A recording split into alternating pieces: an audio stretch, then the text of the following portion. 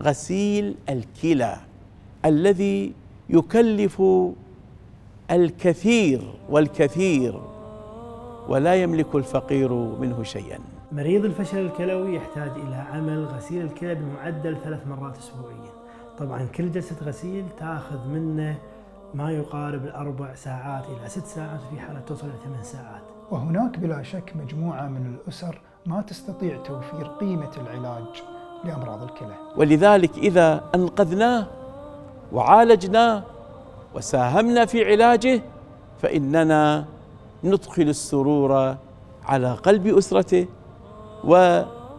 ونضخ معاني الحياة في حياته مرة أخرى، فيتفاءل ولا ييأس ويشعر أن إخوانه قد وقفوا معه. والله عز وجل في عون العبد ما دام العبد في عون أخيه.